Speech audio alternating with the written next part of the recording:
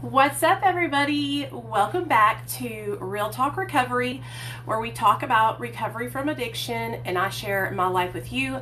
My name's Nicole. I'm a person in long-term recovery. My sobriety date is July 13th of 2015. Please excuse my hot mess express. I have really just been cleaning the house, doing laundry, and cleaning our carpets. So I look like a scrub right now, but the show must go on.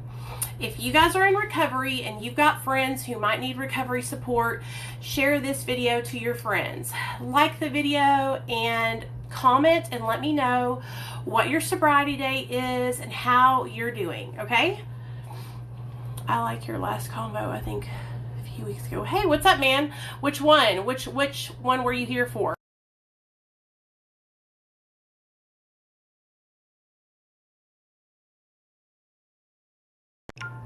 About when you used to do what? Oh, drugs? Yeah, I was wild back then. I got lots of stories to tell y'all. If y'all want me to tell stories tonight, I can absolutely do that.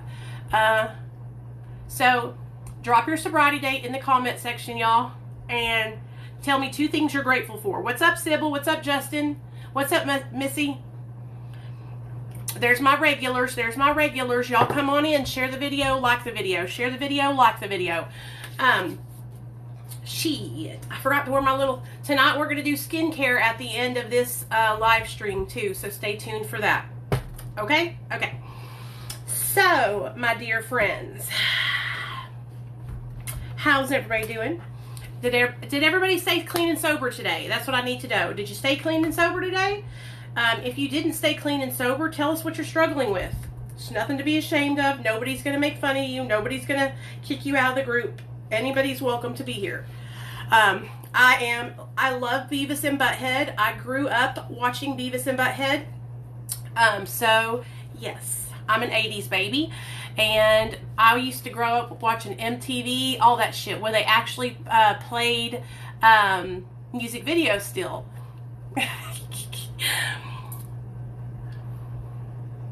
Grateful to be able to be there for my kids. Hell yeah. Hey, Lindsay.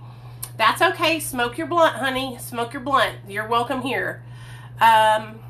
Grateful for my family and friends. Hell yeah. Hey, Jeremy. What's up, man?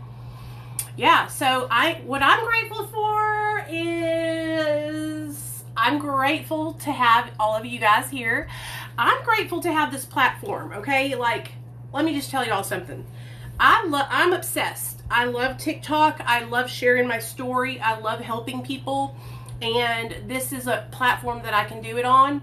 And I get so much feedback and it's so much fun. So I'm grateful to be able to be here with you guys and be of service to you guys. Jeremy, I got your message on Instagram and I'm so proud of you that you're still clean, man. Keep it up. Don't give up, okay? What's up, Sarah? I see you, girl. I see you, girl. I'm here to support all of you guys. So I don't really have anything in particular scheduled for tonight. So what I thought I could do is kind of like share my story with you guys because I know a lot of y'all are new here. So how about this? Why don't we vote? Why don't we vote? If you want me to share my story, put a 1 in the chat.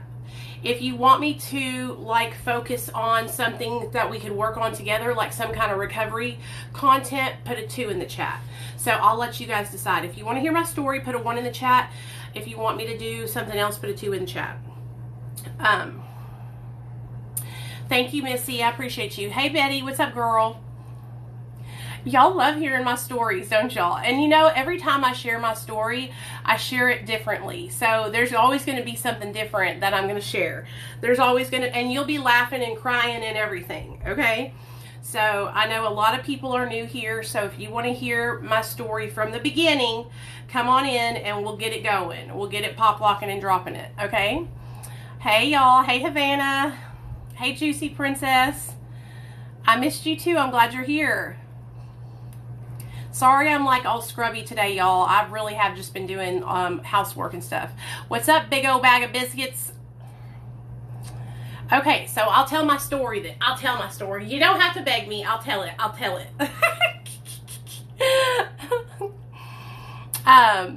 What's up? Hold on, Matthew. What's up, man?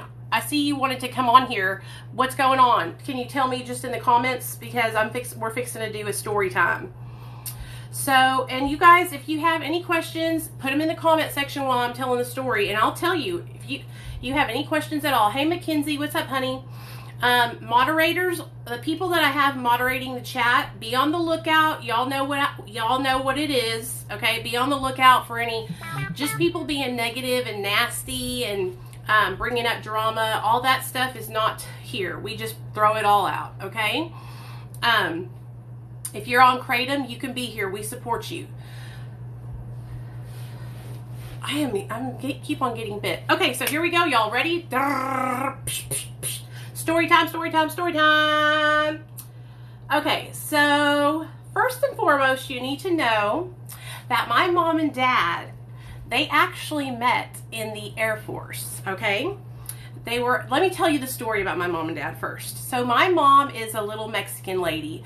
I'm talking, she is beautiful. She has beautiful brown hair, beautiful tan skin, and baby, she got a J-Lo booty to match it. And I wish I got the J-Lo booty. I got blessed with the big boobs and no butt, and she got blessed with the big boobs and a big butt. So my mom is like J-Lo. She's beautiful. So when my mom was in the Air Force. My mom was born in Whittier, California, in East LA. And when she was born, the only language she knew how to speak was Spanish. She didn't know how to speak English. So going to school, the way that they taught her to speak English, do y'all want to hear this? The way they taught my mom how to speak English was she went to Catholic school. The nuns would slap her knuckles with a ruler to teach her how to speak English. That's how it was back in the day. So all you kids on here that are like, so-and-so's racist, that's offensive, if you were growing up back in the day, they didn't give a fuck, okay? If you didn't know how to speak English, they were going to make you speak English. So that's how my mom learned how to speak English, was she got her knuckles beat with a ruler every time she spoke Spanish. So my mom went into the Air Force. Now, it's important for you guys to know that my mom's dad was an alcoholic. Bad alcoholic, to the point where he wasn't even in my mom's life. He was drinking so much that my grandmother divorced him and married another man. And so alcoholism and addiction runs in my family thick. My mother has 5 brothers and sisters, a total. She's the oldest, and her brothers are all drug addicts in recovery now, and both of her sisters are addicts in recovery, except for my Auntie Katrina. She didn't get addicted, but everybody on my mom's side had addiction issues, has been to prison, rehab, all kinds of stuff, and now they're sober and living their best life. My mom never tried a drug. She smoked a little marijuana, did cocaine once, and said, hell no, I don't want that shit. So she went off to the Air Force to make something of her life because, you know, she didn't want to follow in her dad's footsteps and become an alcoholic or start using drugs, you know. Now, on my dad's side, my dad was born in Brooklyn, New York. He's Italian, straight up. I'm talking like Rocky Balboa Italian. If you saw my dad, you'd be like, oh my gosh, he looks like Rocky. So many people have told me that growing up. So my dad's dad was an alcoholic, and he struggled with that all his life. As a child growing up, my dad's dad beat him. If he got in trouble, he came home from school and he wasn't doing something right, his dad would punch him in the face and beat him, okay? I'm not talking about just a little like slap on the wrist or a spanking on the butt. I'm talking about cold cock his 5-year-old son in the face and knock him the fuck out. So my dad had a little brother, Mark. My dad's name is Mark, and his little brother's name is Joey. And so growing up, they would play out on the train tracks. I remember my dad telling me the story. My dad's a speed freak. Like, he likes speed. And so when he was younger, he would do cocaine with his friends out by the train tracks. Well, one day he was jumping trains, okay? They were jumping trains, and my dad went to jump on the back of this train, and guess what happened? His legs fell underneath the train, and he almost fell underneath the train and was never more. He almost died, okay? So my dad was dabbling with cocaine and marijuana, but you know what happened? When he had me, he quit everything. Just like that. Just like that. So easy to just stop. This is what I don't understand about both of my parents, is that they both dabbled, but they stopped like that and got away from it. But they both come from alcoholic fathers. So my parents were in the Air Force, right? Jacksonville Air Force Base in Arkansas. And they met each other. They were actually fighting over the last piece of pepperoni pizza. And my mom was like, you can't have that piece of pizza. That pizza's mine, motherfucker. And my dad was like, damn, a woman after my own heart. She likes to eat too. And so they fell in love, and they've been together ever since. So they moved back to New York to live in my grandmother's basement. Well, when my dad showed up with a Mexican woman, my grandmother was pissed because she wanted my dad to marry an Italian woman. She said these words, "I can't believe you're marrying a spick." That's how it was back then. So my dad was like, you know, fuck this. I love this woman. She's amazing. And they had me, and they got married. My mom and my grandmother on my dad's side, his mom, were not getting along. So they moved to Arkansas. My dad said, I want to raise my daughter somewhere safe. I want to take her to a place where she can have, you know, a chance at life, and it's safe, not here in this shitty ass fucking New York, right? And so they picked up and they moved me to Arkansas. I was probably like 2 or 3 years old when I moved to Arkansas, you guys. And thank you for the compliment. My hair's so greasy because I haven't washed it in 2 days. I appreciate y'all's compliments though. So they moved us, hold on, I'll tell you about my worst memories in a second. When we moved to Arkansas, that's when my parents had my 2 baby sisters, Michelle and Christine. That's why I have a southern accent, because I've lived here in Arkansas for like, I'm 39, so I've lived here like 37 years. You know what I mean? So I was raised up, straight up here in Arkansas.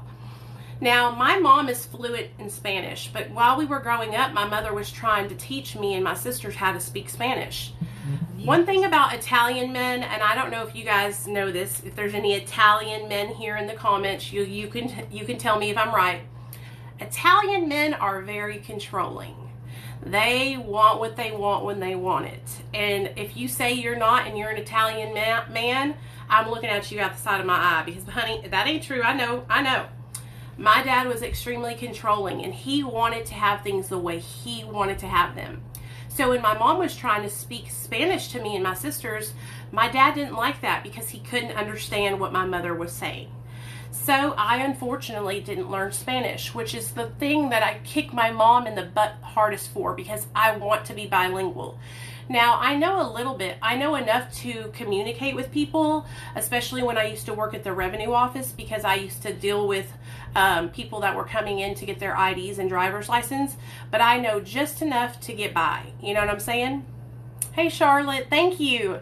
So I didn't learn Spanish. Now, growing up as a little girl in Arkansas, Hot Springs, Arkansas, me and my sisters, now you got me, I'm brown. Like, you can see it, I'm brown. Then my middle sister came out white, like light brown hair and white. And then my baby sister came out like me, brown with dark, dark hair. And so growing up, we were different than everyone else. I think I had like one other girl that was Mexican that we kind of like, I became like really good friends with, and we all hung out together. But it was like a predominantly white area. And so when I started kindergarten, a lot of the kids made fun of me. They called me spick, burrito, taco, you know, asked me if I had just crossed the border, all kinds of stuff. I heard jokes like that up until I made it until like 5th grade. After 5th grade, that kind of stuff like died down, because a lot of people wanted to get tan. Girls were going into the tanning bed. Y'all already know what I'm talking about.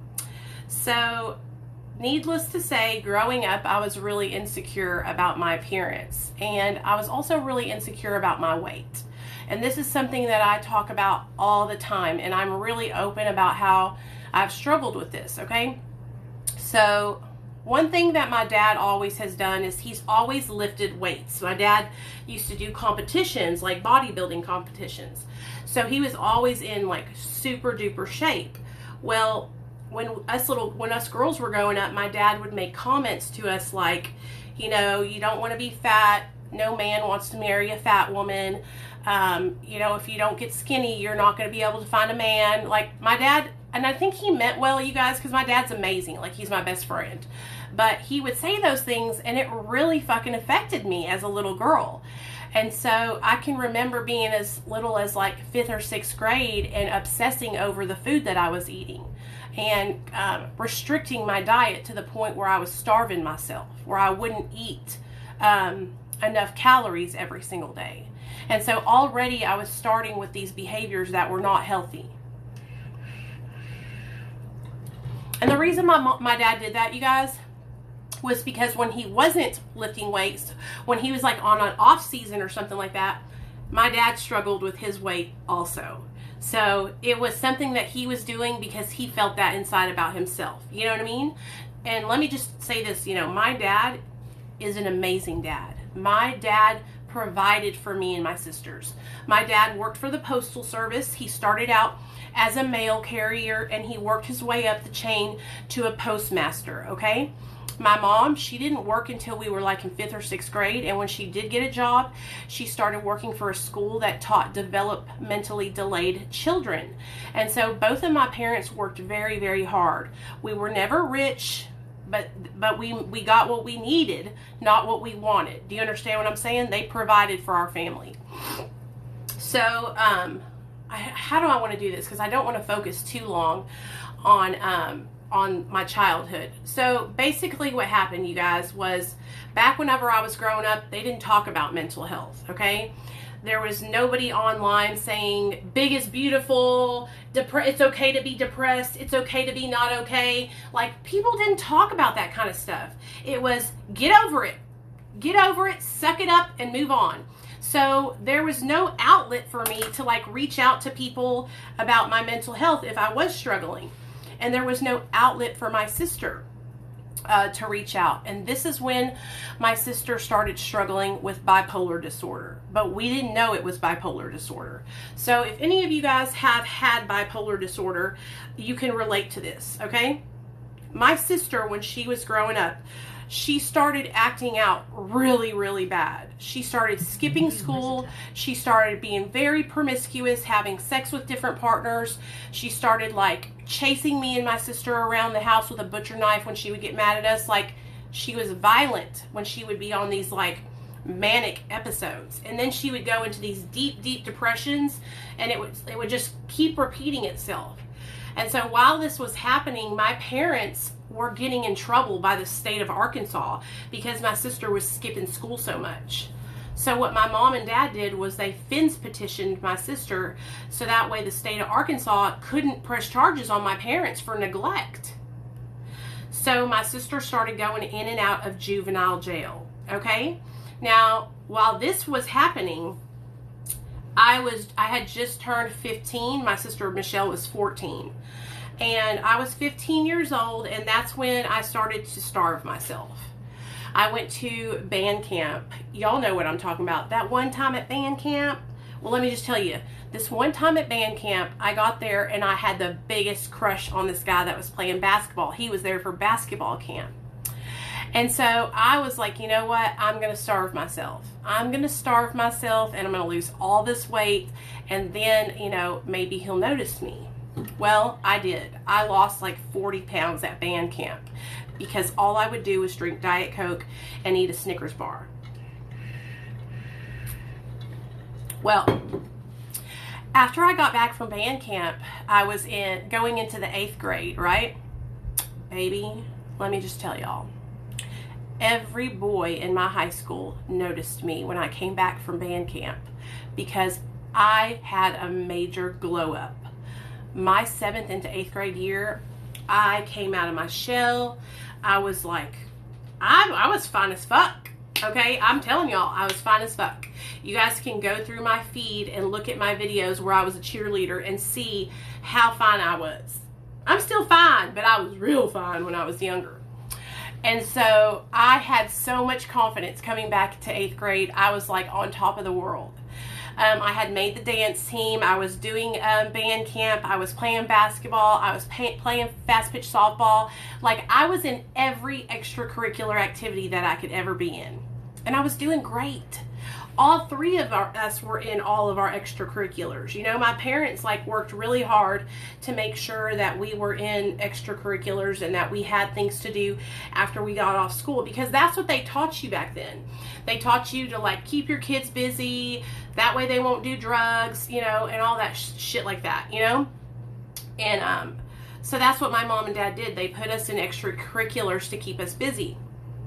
Well, my sister lost her shit, dude, with her bipolar disorder, and she ended up getting sent away to this mental institution. And when that happened, I was so depressed. Like, I was crying like all the time, dude, because I missed my sister. My sister was my best friend. We did everything together.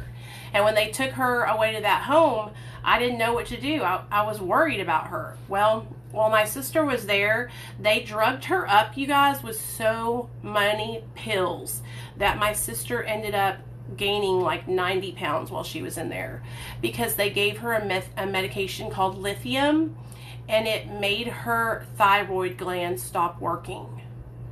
Once my parents saw that this was happening and that she was so doped up, that we went there and we got her out, you know, and we brought her home, and we finally found a doctor that would help treat her bipolar disorder. But while she was gone, I was getting into drugs and alcohol. So I started dating this guy named Robert, and he was a good guy. There was nothing wrong with him, but he was older than me. He was a year older than me. And I started dating him, and he hung out with guys that were like 22, 23, 24, 25 years old.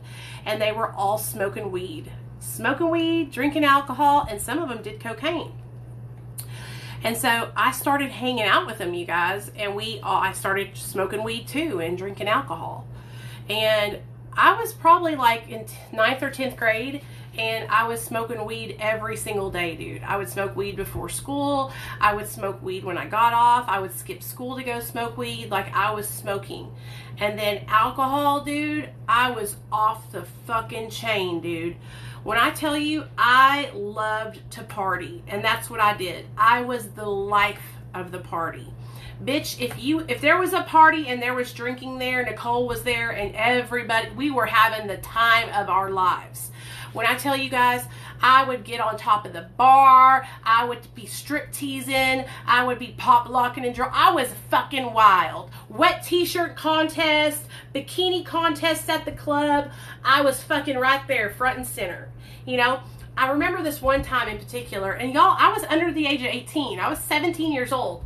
We went to this club, Club 5101 in Hot Springs over there on the lake, and they were having a wet t-shirt contest. So we all went and they provided us with the white t-shirts, and me and my friends all entered this white t-shirt contest and had to stand up on the stage, and these guys were just spraying us with this fucking water hose. And we were having the time of our lives, like the time of our lives, just partying, drinking, and having a great time. Going home with dudes I never would see again, like literally just going everywhere. Going to men's houses that were like 32 and 33 years old, and I was 17 years old. Go into these big ass fucking mansions where these fucking grown ass men have cocaine that they would just lay across the fucking table, and we could all sit there and just do as much as we wanted. Like, I'm telling you guys, I was a party all the time. We would go hang out with people that were like just drug dealers, drug pushers, everything. And we were women, and so we could go anywhere we wanted to do, okay? I'm vaccinated, actually. Whenever you get through. Oh, God, bye. So it was crazy, dude. It was crazy. We were just wild. We were partying our asses off. So probably by like my 12th grade year, that's when like I really started doing things that were like not just alcohol. You know what I mean? I started doing cocaine, I started doing methamphetamine. And, you know, it's fun when you're partying with your friends and you're going to the club and you're dancing and you're kicking it and you're getting fucked up.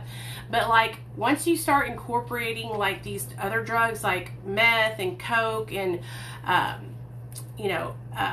opiates and everything, like, it got really, really serious really, really fast. I went from like hanging out with a crowd who like we were drinking and smoking and fucking having big ass keg parties to hanging out with a crowd that was like in a trailer park in this fucking trailer that was dilapidated and falling apart, and everybody in the trailer was doing methamphetamine and peeping out the blinds and scared. Do you know what I'm saying? So like I went from having the time of my life and just partying my ass off to like being a tweaker. Like it just happened that fast. Yeah, so I was living at my parents' house up until the time I was 18 years old. So what I would do is I would have like one of my friends' moms call them, like a cool mom, and tell my parents I was staying out their house. Like I was manipulating my mom and dad. I was finding any way I could to stay gone and not be at their house. Now don't get me wrong, my parents were catching on to what was going on. I remember my dad tried to ground me for like 2 months one time, told me I couldn't hang out with my friend Leanne because I came home one night and I knocked on the door and he answered the door and I said, "Happy New Year!" And it wasn't even New Year's, and that's how drunk I was. Okay, so my parents did not know what to do. They were like worried about it, you know what I mean? They were worried like, is she going to be okay? Like she's going down the wrong path. And they were trying to have talks with me like, this isn't the way you want to go. You need to change your life. Like, my dad would always say to me, like, nothing is going on after 10 p.m. Like, you don't need to be out and about after 10 p.m. But me being a dumb teenager, I did not want to listen to what they were saying. And I made a way. I made a way to stay out and get fucked up. And so that's what I kept doing. When I graduated high school, I barely passed the 12th grade. I passed with all D's. Like, it was really, really bad. Okay, it was bad. And I didn't have a chance. Like, I enrolled in community college, and I was already a daily methamphetamine user.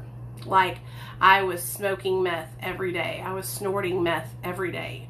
And I'm serious, you guys. Like, my 12th grade year, I had already just gotten so deep into the dope game. It was unbelievable. I got a job working for JCPenney as a makeup artist for their makeup counter, and I was doing like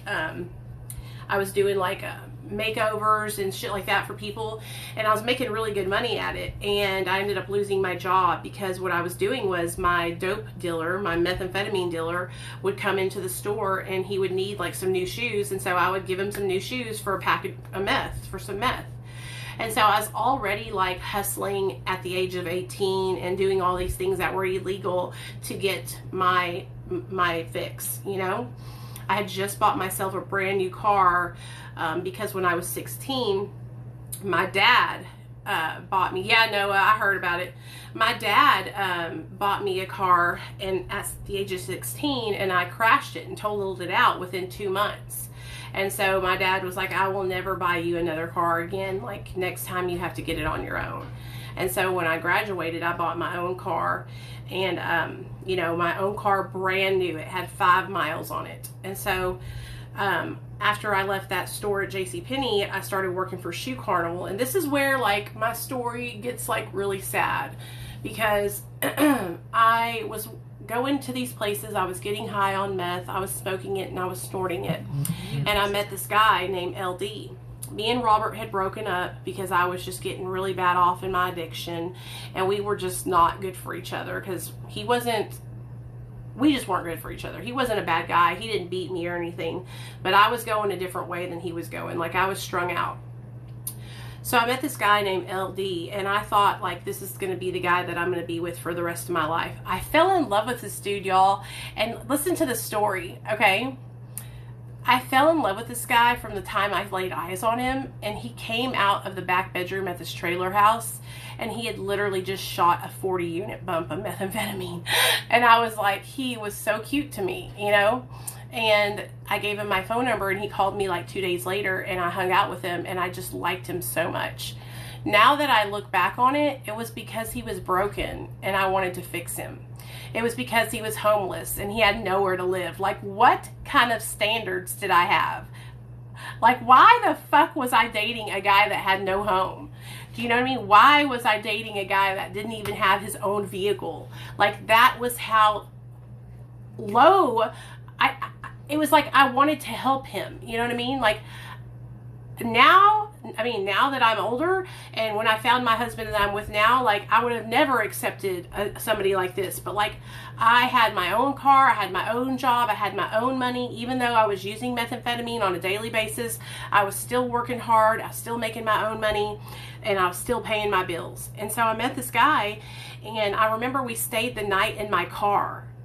And I was like, why don't we go back to your house? And that's when he told me, like, I don't have a house. Like, I sleep at my grandmother's house sometimes, or my sister's house. But he literally had nowhere to live. Like, he was just bouncing back and forth between his family's houses. And so what did old Nicole do? I can help you.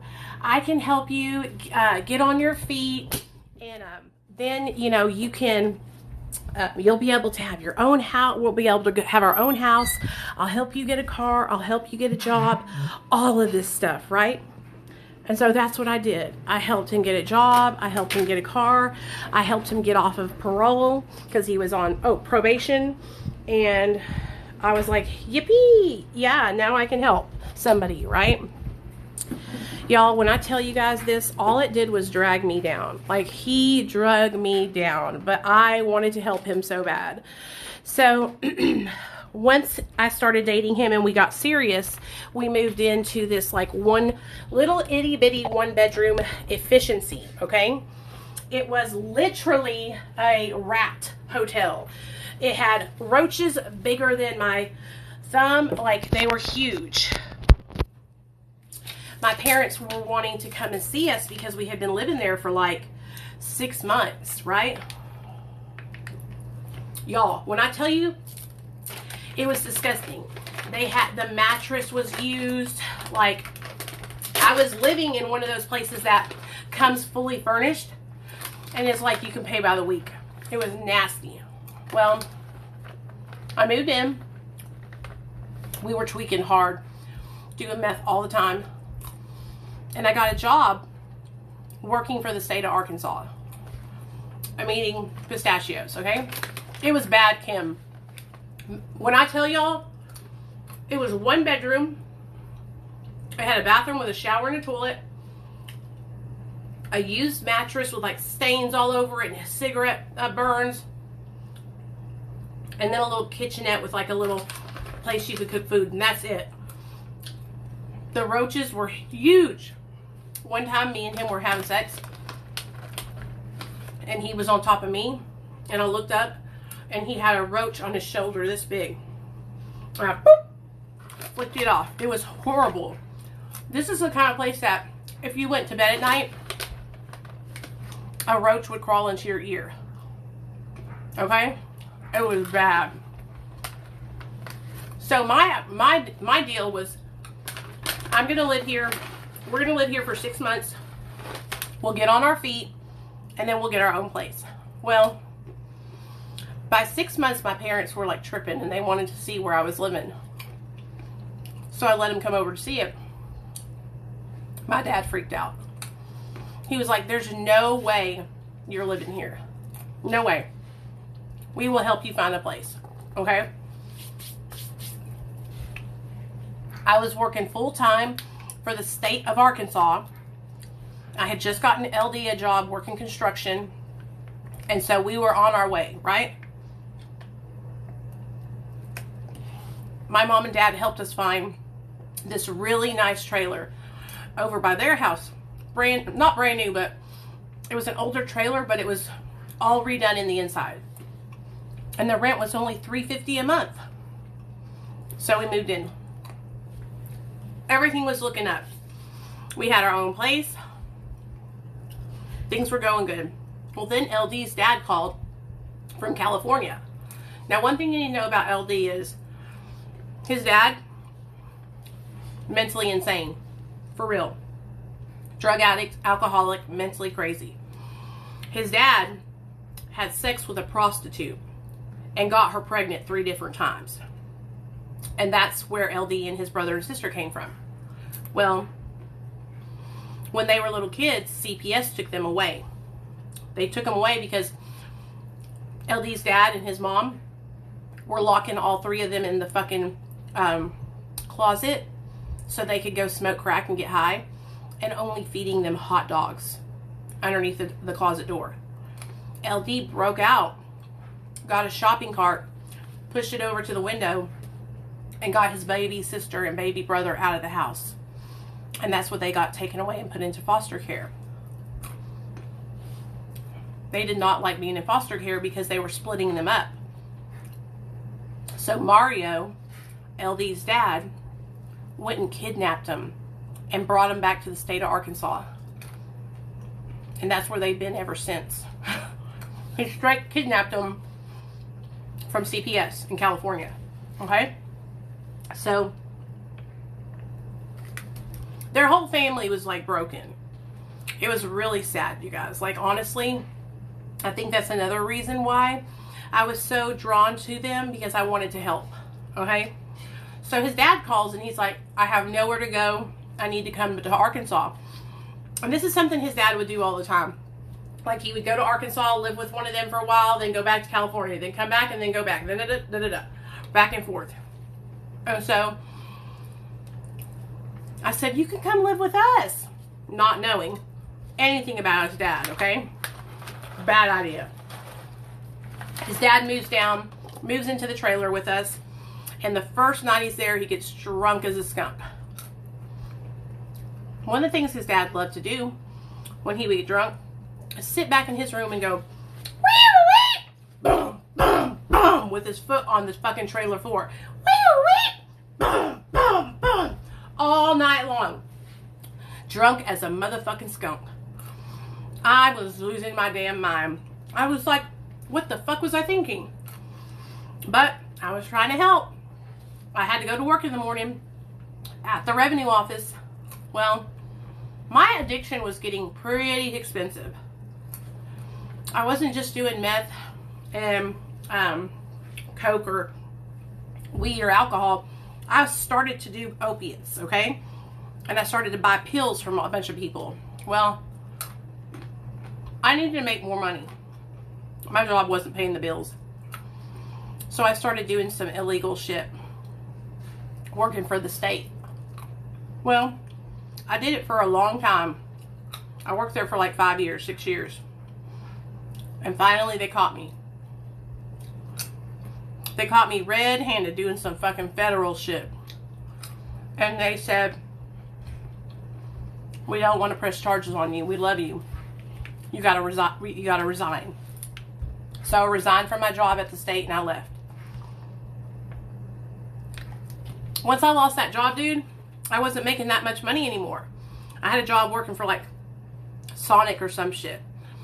And LD had started to hit me. Everybody had warned me and told me that he beat his girlfriends, but I wouldn't listen. I was going to be different. He wasn't going to beat me. I had bought him a new car, everything. He started hitting me. He started talking down to me. And one night, he threw a sippy cup full of milk at my head, and it split my head open right here. And I had to go get stitches in my motherfucking head. You would have think I would have left, you know? But I stayed because I thought I could change him. I was really struggling. I was taking 40 milligram methadone wafers, 2 of them a day, sometimes 3. And I was chasing them with Xanax bars. It was bad, y'all. One night, I took some Xanax and a couple of those wafers, and I went to sleep. The next morning when I woke up, I had been robbed. All my money was gone. All my jewelry. I'm sorry, y'all. I'm eating these pistachios because I'm hungry. All my money was gone. All my jewelry was gone. Everything was gone. Hey, Alicia, someone robbed me. Well, I rolled over to see if LD was there, and he wasn't there. So I started calling his phone, trying to get a hold of him. I'm bawling my eyes out. He's not answering his phone. So I called his sister, and that's when she told me he was with Ashley. Ashley was known as Trashly, the neighborhood whore. See, we all lived in a trailer park. And within the trailer park, there was a bunch of different couples. Me and LD, Justin and Desiree, Brandon and his girlfriend, just a bunch of different couples. And this girl was known as the girl who would go and sleep with our boyfriends. You know what I mean? There was one point in the trailer park where all of us had trichomonas and chlamydia and gonorrhea, because one bitch went around and fucked every girl's dude. And so we all had an outbreak of this fucking STDs. Okay? Desiree's best friend, Stacy, decided to fuck LD one time, and I came home and didn't know about it. And we fucked. And I woke up the next morning, maybe 2 days later, and I was burning and itching and burning. So I went to the doctor, because I couldn't figure out what was going on. And that's when I found out I had the 3 fucking trichomonas, gonorrhea, chlamydia. And I was like, hell no. And so I got LD, and I was like, dude, what the fuck? And that's when he told me he slept with Stacy, a deaf girl. I was best friends with his sister. It don't really matter that she was deaf, but it was the fact that he was cheating on me. And you know what I did? I still didn't leave, because I had no self-respect, because I didn't love myself, because I didn't think I could do any better. So anyway, he robbed me, never came back, and I moved out. I took everything out of that trailer I could, and I went on a downward spiral. I had just lost my job working for the state. I felt like I had nowhere else to go. I felt like I was worthless. So I started shooting meth. Now let me tell you about the first time I shot up. I went to my friend's house, Nate. He was cooking dope. I started dating this girl named Tammy. Yeah, I got a little bit of that bisexual shit in me. I started dating this girl named Tammy, and Tammy shot up. Well, one night, everybody was coming back from the back bedroom, and they all looked so much higher than me. I always stayed in the living room and did hot rails. Well, curiosity killed the cat. And I went back to the back bedroom, and I said, man, shoot me up. And they were like, no. Yes. If you don't do it for me, I'm going to do it myself. And that's the first time I shot up. They shot me up with a 40-unit shot of methamphetamine. Not the ice that y'all get nowadays. This is old school dope. This was anhydrous methamphetamine. And when I tell you guys that it felt like the hair on my head grew a foot, it felt like the hair on my arms grew a foot, and it felt like something happened down below, if you know what I mean. Once I felt that feeling, I was in love. I wanted to feel that feeling again and again and again. And so that night, I locked myself in the bathroom. I opened up the sink. I looked under the sink, and that's where everybody would leave their spoons after they got done shooting. And you could see the crystallized meth that was left on the spoon. So I went through every one of those spoons and scraped up what was left and taught myself how to shoot up. I was in there for so long that I shot up water, because I was just trying to teach myself to be able to hit myself. because I never wanted to have to ask somebody else to do it for me. Once I came out of that fucking bathroom, first of all, I had a pounding headache because I had shot up so much water after the one shot I shot. But I knew how to shoot up, and I didn't have to ask nobody else ever again. And that started my love affair with the needle. Me and LD broke up, and I was off to the races. And when I tell you guys, when I broke up with LD, I was probably about 180 pounds. 6 months later, I was down to 120 pounds, dripping wet. Black circles under my eyes. Skis the fuck out. I was running with the lowest of the low.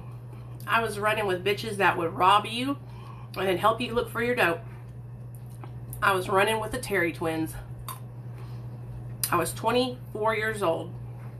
Now, my mom and dad found out real quick I was injecting. See, the town I grew up in was a small town. So people were seeing me at these older men's houses who were manufacturing methamphetamine.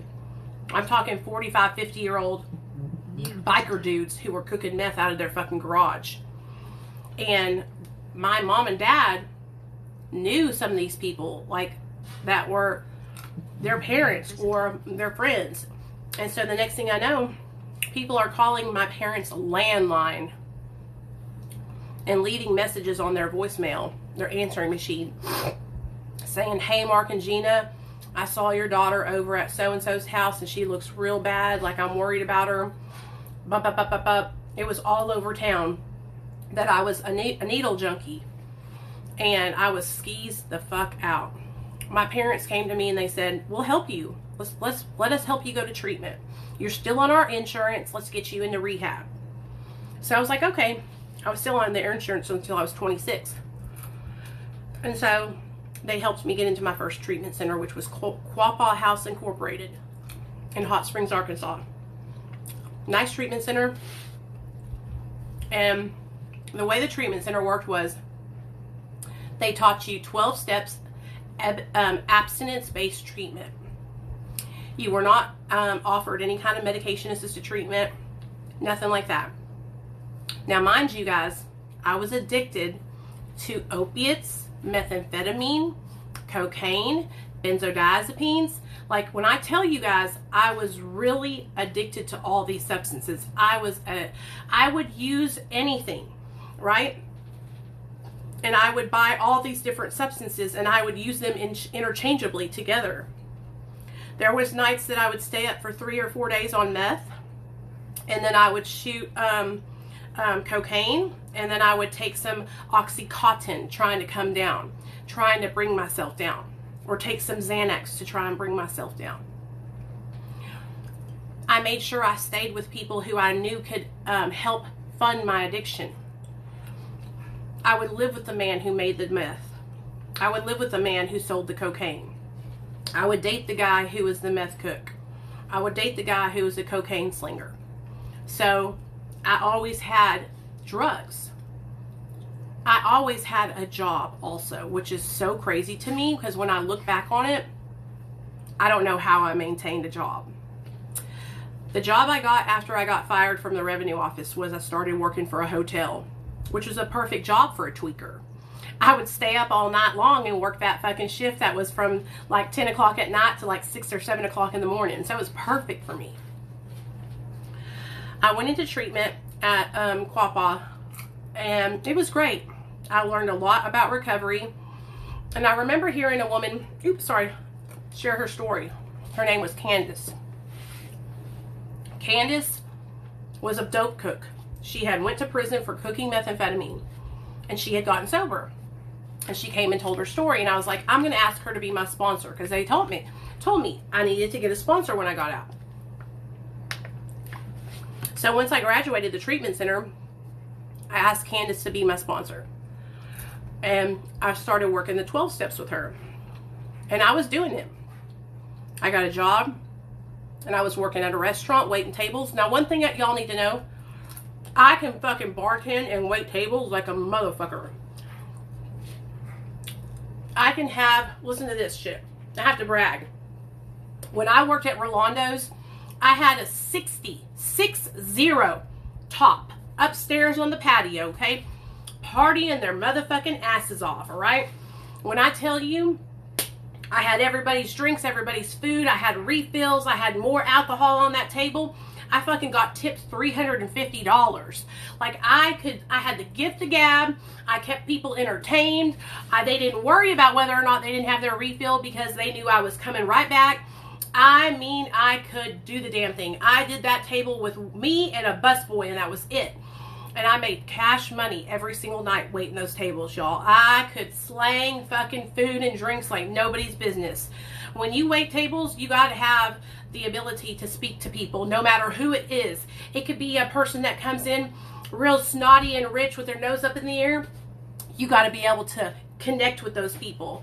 And that's what I've always been able to do. That's why I'm so good at what I do now, because I can connect with people no matter where they come from. You know what I mean? And I love that. Like, that's one of my strong points. And I loved waiting tables. So I got out of treatment. I hit the ground running. I started making money. I started doing well again. I was paying off some credit card bills that I had accumulated. Because one thing I would do in my addiction was I would pay the dope man with a new pair of tires on his fucking car, or a brand new screen TV for his motherfucking ass. Like, I was wild. So me and Candace were working together, and then slowly but surely I became more successful. And guess what happened? I stopped calling her. I stopped going to meetings. I stopped working my steps, and I relapsed. I relapsed on methadone 10s. There was a lady, Connie, that worked with me, and she had the methadone. And I bought like 6 of them when I relapsed. And I took 3 at work and 3 when I got off. And I was like, damn, I missed this shit. I was off to the races again. Now, this was my stage where I was like heavily addicted to opiates and benzos. Like, I would do methamphetamine or cocaine if somebody had it, but I was searching the streets for any kind of opiate. Any kind. And the only thing I like to do is Xanax or Klonopin. Fuck the Valium. I don't like that shit. So I was searching. I knew every fucking old lady on the block that got pills from her doctor and when they got a refill. I knew fucking every pill dealer in Hot Springs. I was there on the 1st of the month when the old lady got a refill every fucking month to buy her whole script. That's how dedicated I was. I made so much money waiting tables. Every single day after work, I would go and get pills. Every single day, like clockwork. It was like nobody's business. Damn. This was the first time I ever experienced withdrawal. Okay? So, I got real bad off. And this is no offense to anybody that's on methadone. I'm just telling y'all a story. I got real bad off on methadone. I preferred it. I went looking for methadone pills because I preferred the high. And so I got strung out on methadone and Xanax. And I was like, man, I hit bottom. And I was feeling really shitty. And I was like, I need to get help.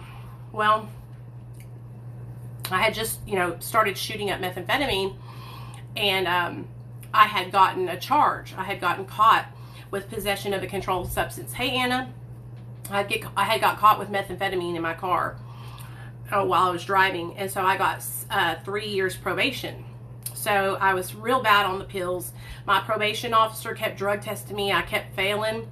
And so she sent me to treatment. She said, I'm giving you one last chance before I send you to prison. Yeah, I have kids now, but I didn't back then. I'm giving you one last chance.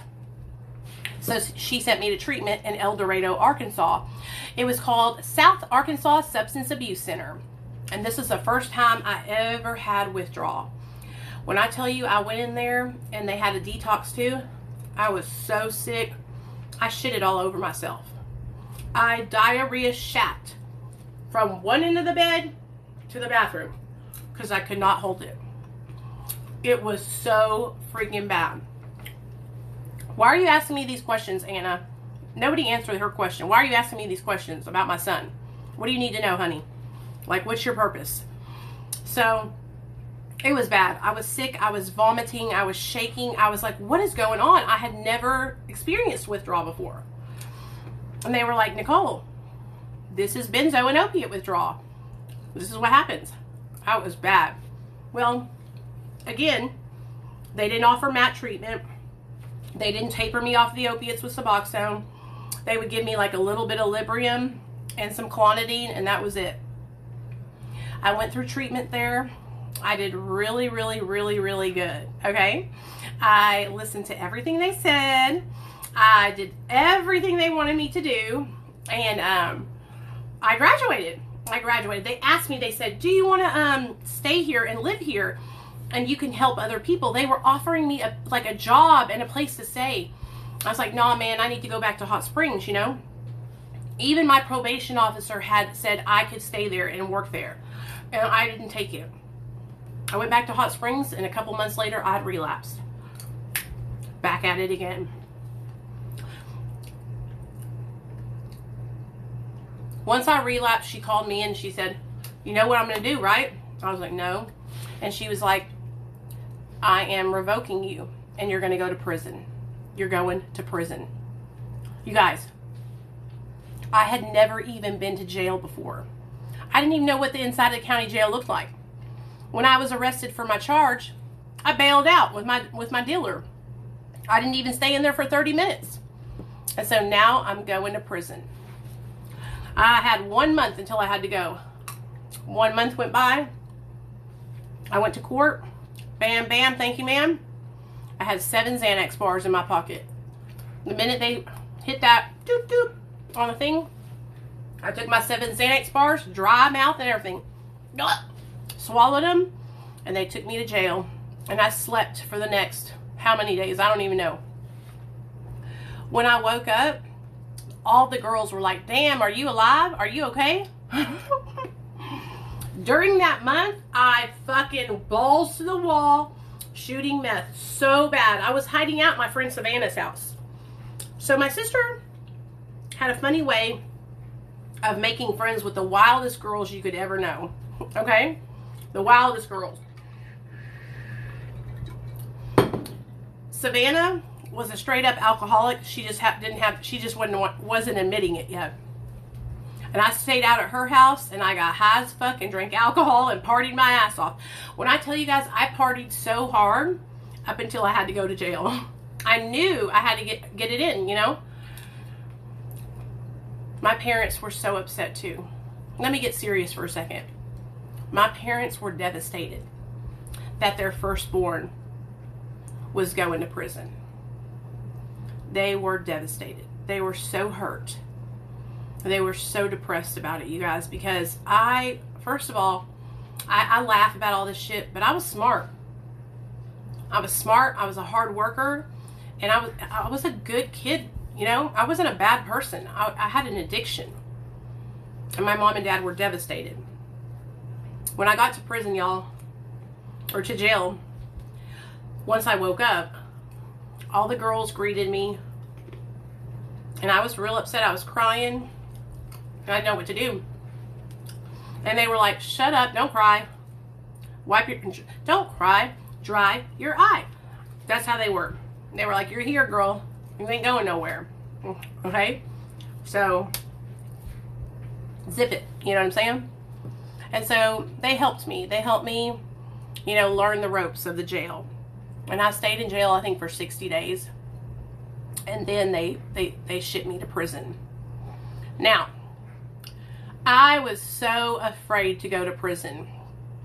I thought when I got there, you guys, that I was going to get there and there was going to be like this girl that was waiting for me, and she was going to shank me when I came through the door, and all kinds of crazy shit. It wasn't like that. It wasn't like that at all. When I got there, of course, they had me take all my clothes off.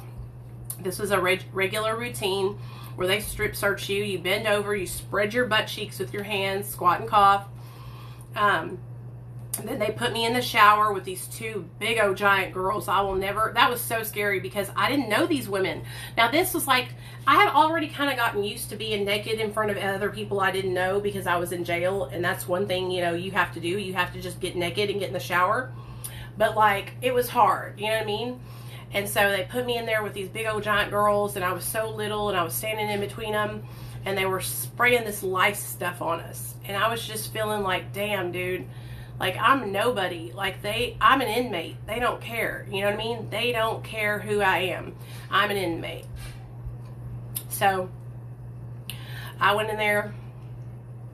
They threw me in the hole for 3 days, because when you get there, they got to make sure that you're not crazy. One, that you can actually be put into general population, and that you don't have any, like, infectious diseases. So they put me in the hole, and when I was in the hole, I was in there with this girl named Nikki, okay? Nikki was telling me all about how she got there. And the way she got there was she drove her car through a fucking church while she was high on methamphetamine. So, yeah, I don't know. It was 2 different buildings that I had to go to when I got there. Like, where they received me, and I stayed in the hole, and then they put me on the compound. But we sat in there, and we laughed and all that kind of shit. And I remember my first meal there was biscuits and gravy, sausage, chocolate milk. Like, it wasn't that bad. And I remember thinking, like, damn, this is okay. Like, I can live like this. Because I hadn't eaten, and, like, I was so skinny. I was like, this isn't that bad. And that's when Nikki told me she had been there before, and that the inmates make the food. Like, the inmates do all the stuff. And I was like, oh, shit, you know? And she's like, yeah, that's what you want to do. If you get a job, you want to work in laundry or the chow hall, you know, so that way you can actually, you know, get some shit. Well, honey, I got there, they put us in our units, and they put me in the fucking worst job you can have, which was the compound work crew. I was out there fucking mowing the lawn and shit. It was horrible. And I didn't want to do that. Well, one day I was out there mowing lawn, and one of the guards seen me, and she said, come over here, Nicole. So she called me by my last name. Come over here, DeMayo.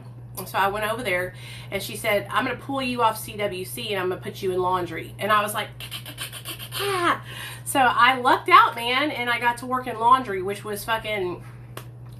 It was a shit. I had to wake up every morning like 2:30 in the morning, but I was down there from 2:30 a.m. till 12 or 1 p.m. in the afternoon. Just laundry, just doing the laundry, fucking ironing people's shit, just doing all kinds of shit. Eating ribs, listening to fucking music, because we got to listen to the radio, and just making the best out of it. The laundry machines were so big that if you shut the heat off to the dryers, you could get in the dryers and ride in them like you were in a roller coaster. So me and the girls would get down there early enough, and we would shut the heat off to the dryer and get in there and just ride in it. It was so much fun. We would laugh, we would kick, y'all, we would just cut it up. And that's what we had to do. We had to make the best out of it. I mean, we're there, so why not? And that's what we would do. We would get down there. We would tell fucking story times. That's why I love telling stories. That's like, people bust my balls about telling stories and shit. But, like, that passes the time, man. And I'm going to tell my damn stories. You know what I mean? And so we would sit down there and we would tell fucking stories about all the crazy shit we did when we were in active addiction. I made such close friends down there. And I remember this one girl, she was so young, y'all. She was like 18. And she had gotten in trouble for pills up in northwest Arkansas. And so I took her under my wing, and we just became friends. And I was like, girl, it's okay. We're going to get through this together, you know? Even when I was in prison, I was trying to help people, just like I do here on TikTok. I was trying to help people. We were trying to change our lives. I wanted to stay sober, you know? I wanted to stay sober until the last 2 months I was there, and I met this bitch named Rhonda. Now, Rhonda, she had her mom sneaking hydros and shit into her. Every visitation, this bitch would get pills. And y'all, I'm telling you, it's not easy to sneak shit in there. Like, this girl was getting, I was just there for 1 year.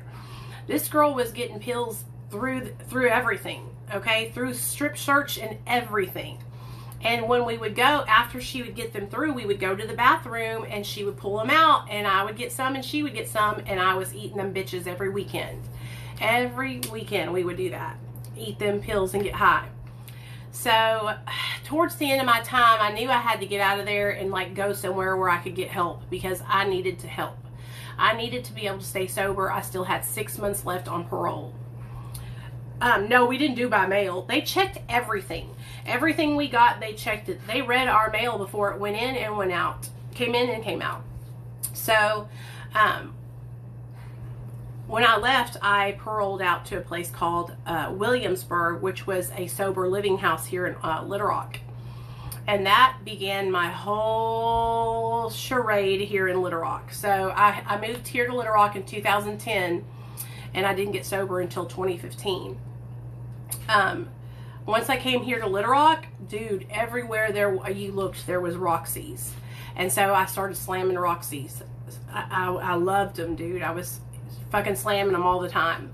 Well, I was living at that sober living, and eventually I fucking relapsed. You know, I stayed sober for like 9 months, and then I relapsed, okay? And once I relapsed, I started shooting Roxy's, and that's when shit went downhill quick. I moved in with my friend Tara, and it was nasty, y'all. Like, I was living in a house where, like, she never cleaned, never picked up trash. It was just bad. And we would sit together and smoke crack all night long. Like, it was such a lonely way to live. Oh yeah, I see Tara all the time.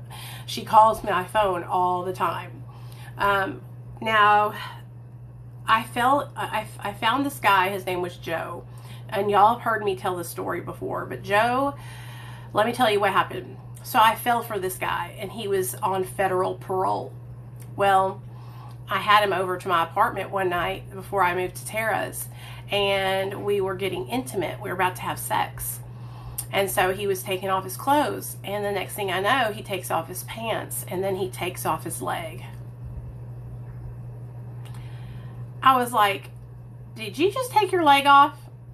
Why did not, like, is that not some, why wouldn't you tell me that you did not have, that you had a prosthetic leg? And he was like, I don't know, I just didn't, you know. And I'm like, well, it doesn't matter, you know. Of course I didn't care, okay? But at the moment, it was so funny because we were, like, getting ready to get it on, and he took his leg off. It was amputated from the knee down. And I was like, Joe, what the fuck? You know what I mean? I loved him no matter what, though. And that dude, he could do anything. He could fucking walk without his leg on. It was the damnedest thing, I'm telling y'all. The damnedest thing. It shocked me. It shocked me, yes. I had never dated a guy that didn't have a leg. Like, I don't know. I just never thought about it, you know? But it didn't matter. And so I really, really liked this guy. I really liked this guy. He got caught at my apartment, and since he was on federal parole, he was only supposed to go from work to home. So guess what happened? He went to jail because of me. So guess what your girl did? I had to hold him down. So while he was in jail, I wrote him, and I went to every single visitation. And we got really, really tight. Like, we were really close. He gave me the keys to his apartment when he got his own apartment. Like, we did everything together. Everything. Everything. Now, I loved him, and I feel like he loved me, but he would not commit to just me. And so that was another thing that was like, why didn't I have enough respect for myself to tell this guy, like, if you can't commit to me, then kick rocks, you know? Well, you know what I did? I was like, it's okay. Like, I'm going to see other people too, even though I wasn't. And I was just hurting inside. It hurt my heart so much because I loved him so much. Well, he started doing methamphetamine. I was shooting Roxy's. I relapsed on meth too. And our relationship was just getting crazy because I was strung out on meth so bad. And he did not want to see me like that. Like, he was like, damn, Nicole, like, you cannot handle it. Like, you need to get off the shit, man. And I just couldn't stop. So then I went to treatment. I went to treatment again and came out. And within 30 days, I relapsed. Like, it was just like never ending, nonstop, back and forth, back and forth. I finally realized that, like, me and him weren't going to be together, you know. And he was fucking other bitches and all kinds of shit. And so I kind of just gave up on him. I gave up on that whole situation. And I was over at my friend Gerald's house one night, and I had been up for like 3 or 4 days, and I had shot up a bunch of dope, a bunch of meth, a bunch of oxys. And I just had enough. And I wanted to go to sleep. And so I asked Gerald, I said, man, will you give me a Seroquel because I need to knock myself out? And so he came and he gave me a Seroquel, and I could not fall asleep. And I guess when he gave me that Seroquel, it really just made me hallucinate so bad. And so this is where you guys hear me tell the stories about hallucinating and seeing Cy from Duck Dynasty coming out of the vents at this trailer house. And so when I sat there and I watched this vent in the trailer house for like 6 hours, y'all, just staring at this vent and thinking that Cy was talking to me. Well, I guess I had just had enough, and I thought I could get out of there. I was actually hallucinating that I needed to go to my job, which I had gotten a job working for Kroger, and I was making pretty good money. Well, I took off walking down the road. It was 3 o'clock in the morning. It was 3 o'clock in the morning, and I took off walking down the road in southwest Arkansas, southwest Little Rock. And I took off walking down the road, and I was in full-fledged hallucinations, and the police found me. So a lady called the police because I was on her front porch trying to sweep her porch, because I thought there was weed all over her porch.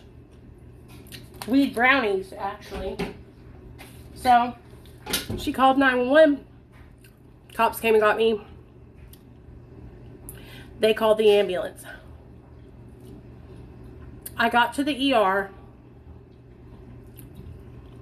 and I was hallucinating so bad.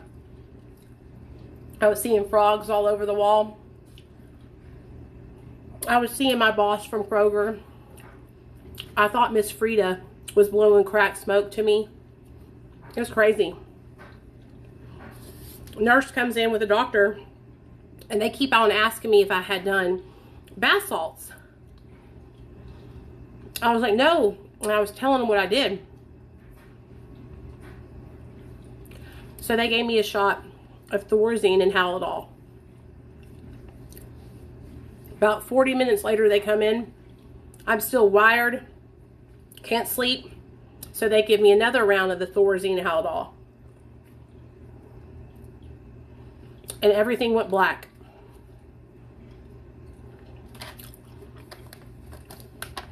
I don't know if I did them. Yeah, I would have told them if I knew it was bath salts, you know. Everything went black.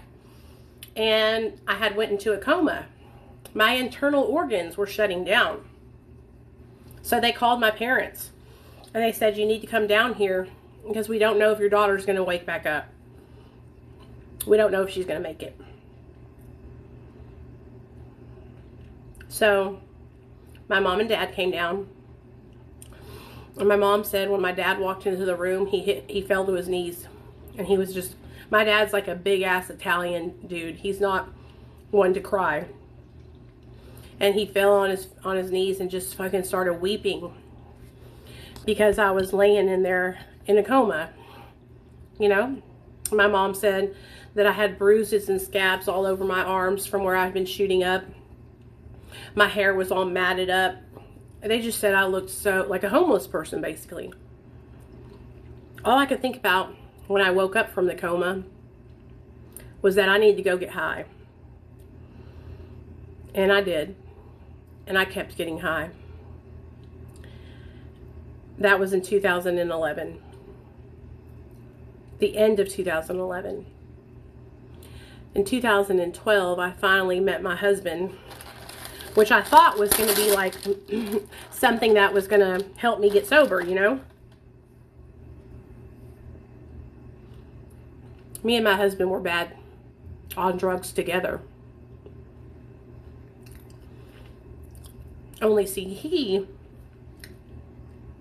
had a prescription for 365 methadone 10 pills. Y'all remember at the beginning of the story how I told y'all I love methadone.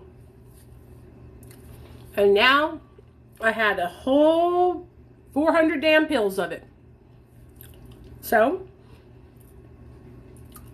I started taking methadone every day. When I tell you guys my hair fell out, I was taking so much methadone, smoking crack. We had that prescription for a year. But it was for a month. It was a month prescription, but his doctor refilled it every 30 days. I was doing so much methadone, smoking crack, doing meth. My hair started falling out. I had a bald spot on my head that big. I'll never forget it. I was in the shower one morning at my parents' house because I had brought Neil over to meet my parents and shit. And I was washing my hair and I went like this and I pulled out the biggest clump of hair. And I screamed and I called Neil in there and he looked and he said, "Oh my God, Nicole, like it came out, like your hair is out of your head." And I was like, "What?" And I just remember collapsing and crying. And I came out of the bathroom. I had gotten dressed, came out of the bathroom, and I was told my mom and dad, and I never forget it. My dad looked at me point blank period in the face and he goes, "It's from all the drugs you're doing. What the fuck did you think was going to happen?" And I was just like, my hair's falling out. Like I'm losing my fucking hair. My hair is falling out. I love my hair. My hair is like one of the best things I love about myself. I love my beautiful, long, thick ass fucking hair. And now my hair is falling out of my fucking head. And that scared me, dude. It scared me so bad. I thought, what's happening to me? What's wrong with me? Something's wrong with me, right? I went to specialists. I went everywhere. They told me it could be traction alopecia from pulling my hair up in a ponytail all the time. Whatever. But it was falling out all over my head. It wasn't just that spot. This spot right here was about that big. But I had other spots around my head where it was just clean out of my head. All you could see was my smooth scalp. And I was like, damn, man, like I'm going to lose my whole head of hair. But did that stop me? Did that stop me from getting high? Hell no, honey.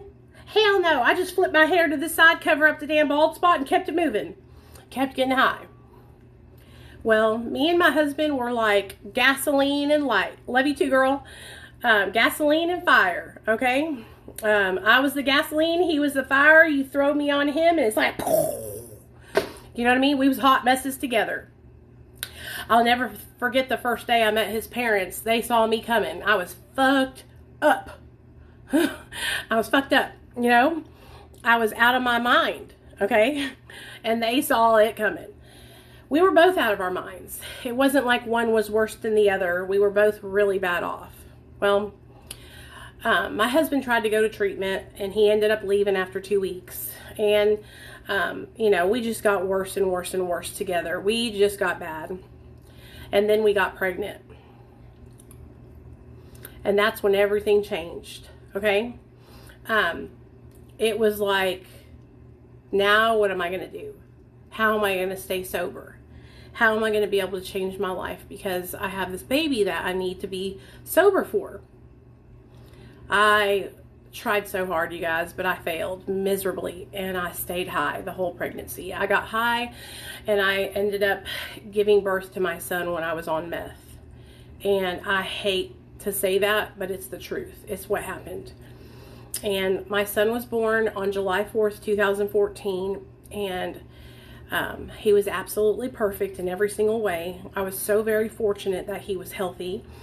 And I was able to take him home and leave the hospital with him. For some reason, that day when I went into labor with my son, it was July 4th. And I think what happened was they were just in a rush to get out of the hospital because it was the holiday.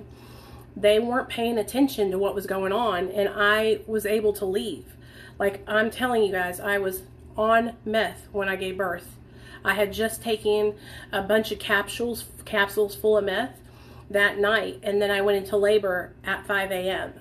And I was in labor for like 12 hours at my house, and then I went to the hospital at 8:30 at night, and I was dilated to 8.5 when I got there. I'm so fucking lucky that they helped me and gave me an epidural, because I was so far along in my dilation.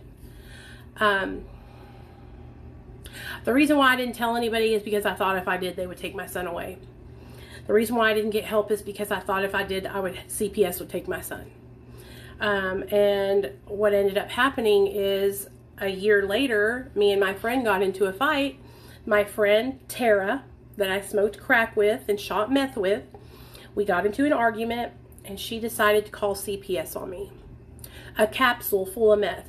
So you can, my arms were getting so bad that I couldn't shoot up anymore because I was missing so much.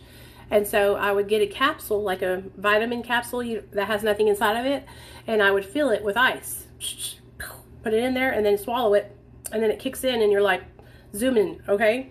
Just the same way as if you did a shot.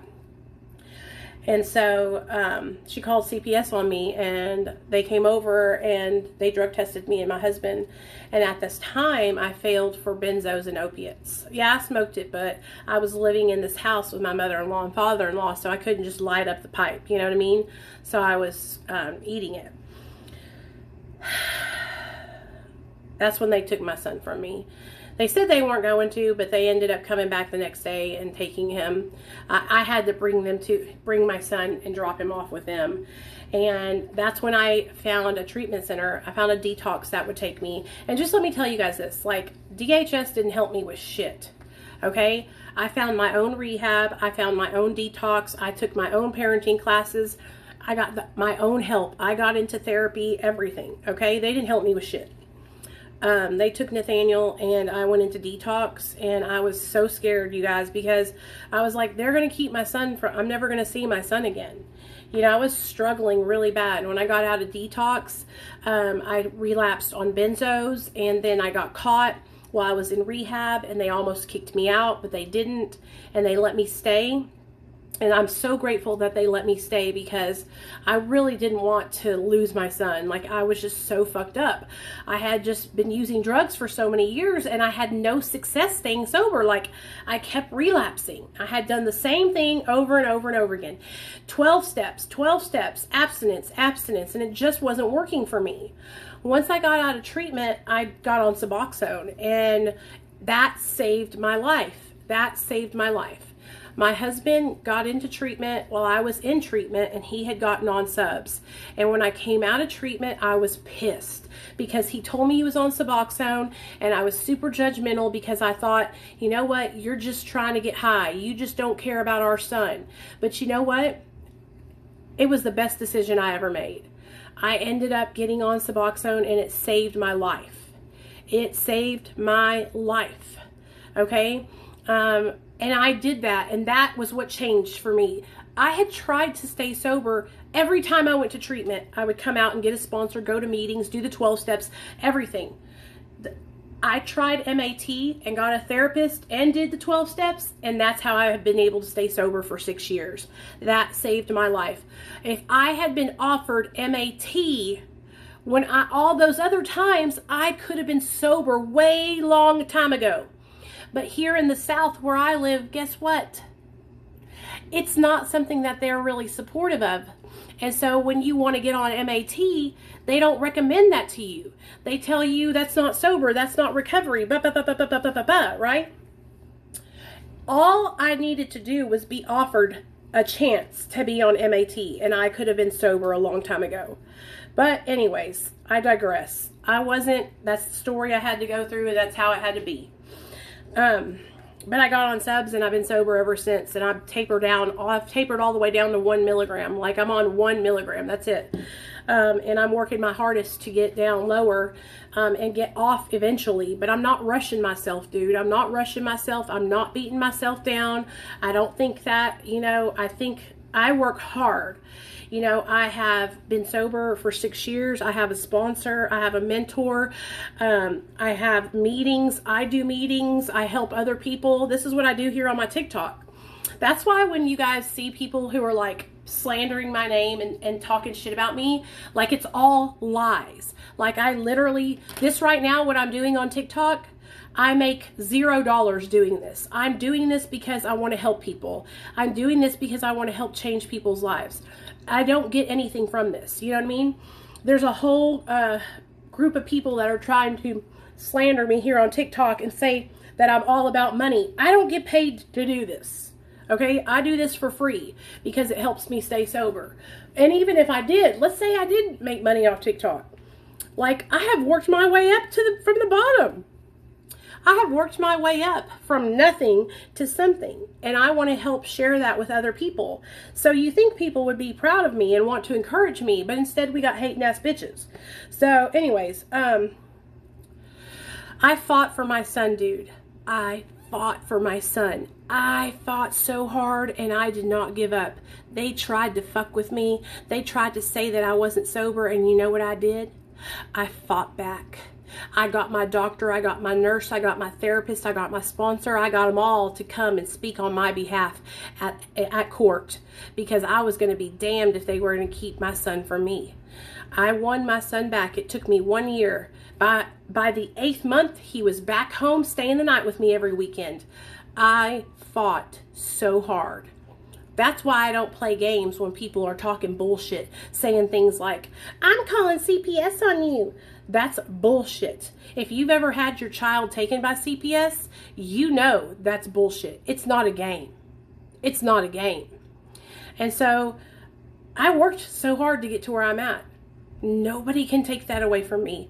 Nobody can say that I haven't worked hard. Like, I did every single thing on my own. Medication assisted treatment. I did every single thing on my own, and worked my way up from the ground up. And it took me a long time to get to that point, you guys. It took me a long time, but I did it. I did it. So anyway, that's my story, and I'm sticking to it. That's my story, and I'm sticking to it. And I will help anybody who's willing to make changes in their life and wants help. You know what I mean? So yeah, I hope you guys, if you have any questions, we'll open it up for questions now. So if you got questions, go ahead and put them in the comment section. I'll tell you the answer. I'm hungry, y'all. I'm snacking. I'm telling you guys, like, I worked so hard.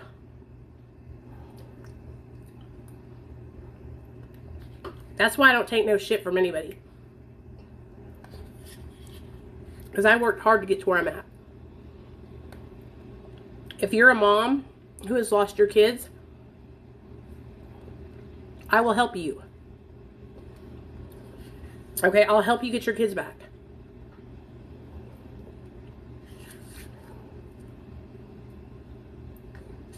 I know so many women who have lost their kids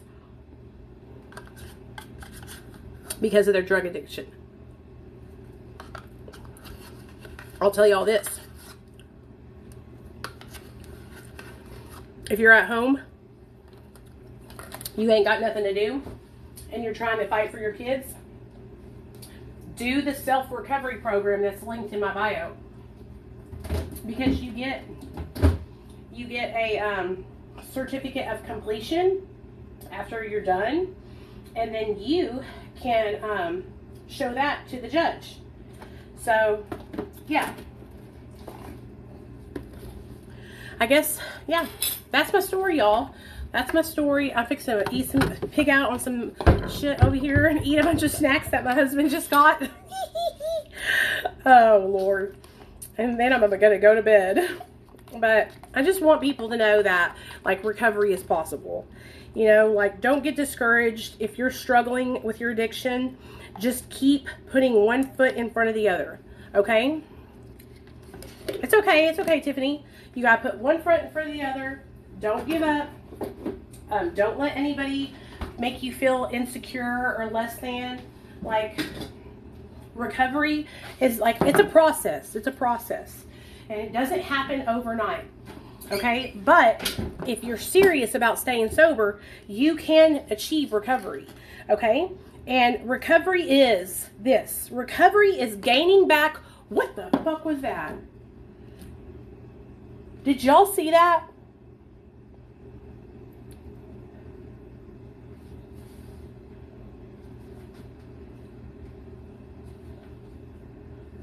Did you guys see that behind me? I'm tripping. I'm tripping. I swear I saw somebody walk by.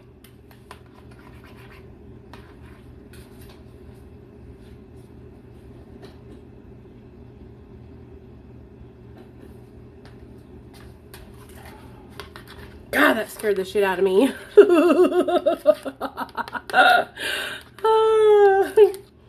Anyways, I swear to God, y'all, I've had that happen before upstairs too, where I saw like a figure, you know what I mean? Like somebody walking by. I ain't tweaking either, Chris. It was just Jason, probably. So anyway, recovery is possible, you guys. If you're struggling, reach out. You're not alone. It probably was Cy.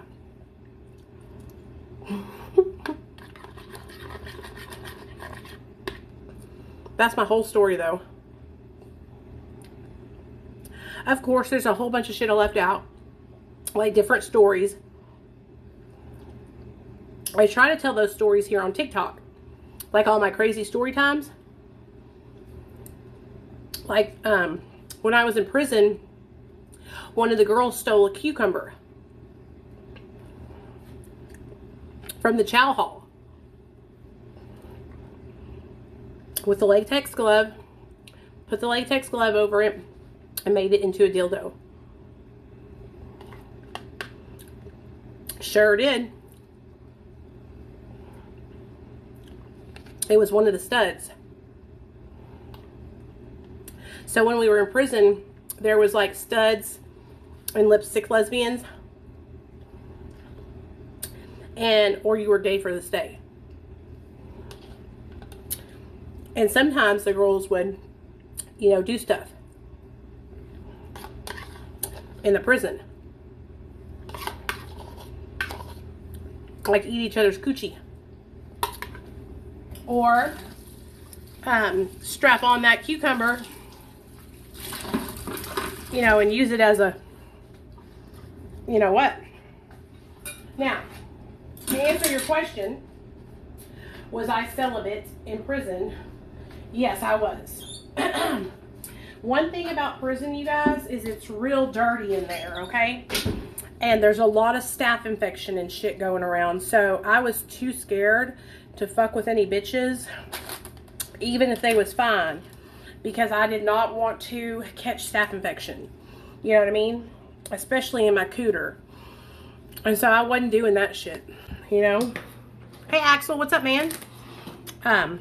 Now, like I told you guys at the, in the middle of my story, when I was shooting up meth, I was dating a girl named Tammy.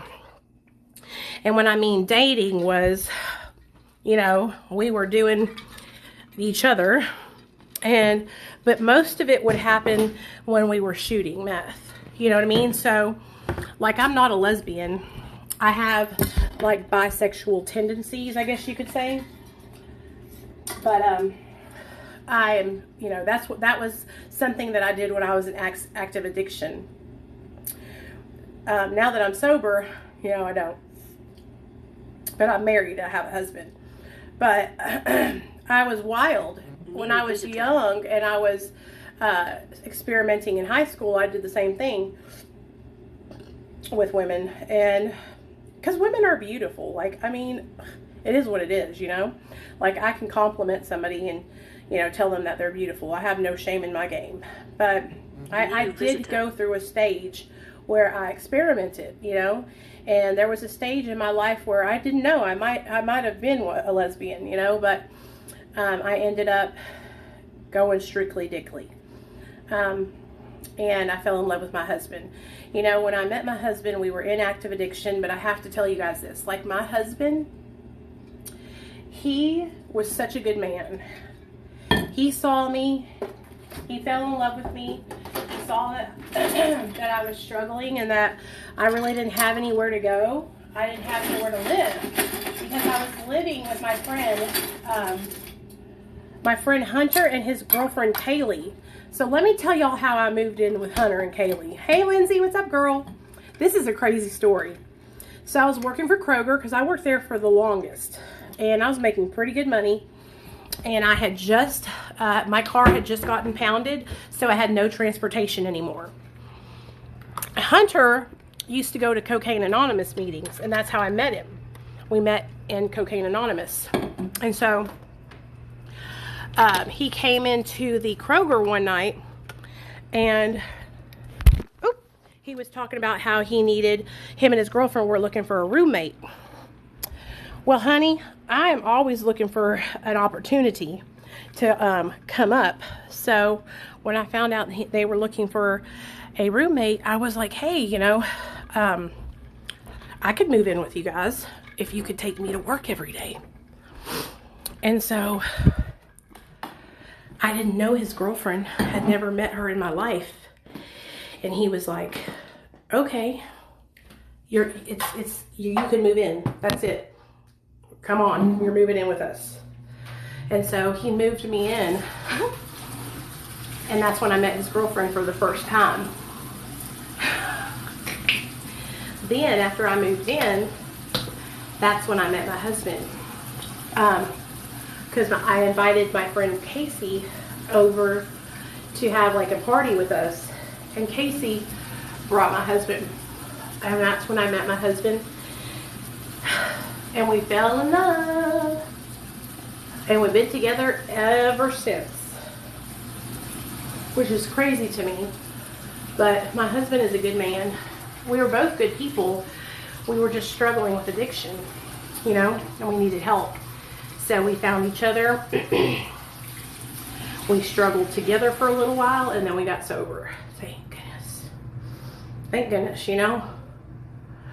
I was, now that I'm sober, I do want to talk about this because a lot of people, is that a booger? Yeah. A lot of people get upset with me because I make videos talking about my lack of energy. And they say things like, diet and exercise, diet and exercise. Yes, I understand. I'm fat. I understand what you're saying. But this is more than just diet and exercise. You know, like, this is more than just stopping eating junk food. Like, this is more than that. And so I am getting my thyroid checked. I am getting my hepatitis C treated and all that good stuff. So I need to hurry up and get my hep C medication because that's what I need to do. I need help. I don't need people commenting on my diet and exercise. I need help. You know what I'm saying? And so many people, when I talk about it, instead of offering like help or anything like that, they say things like diet and exercise, you know? I'm like, I know that already.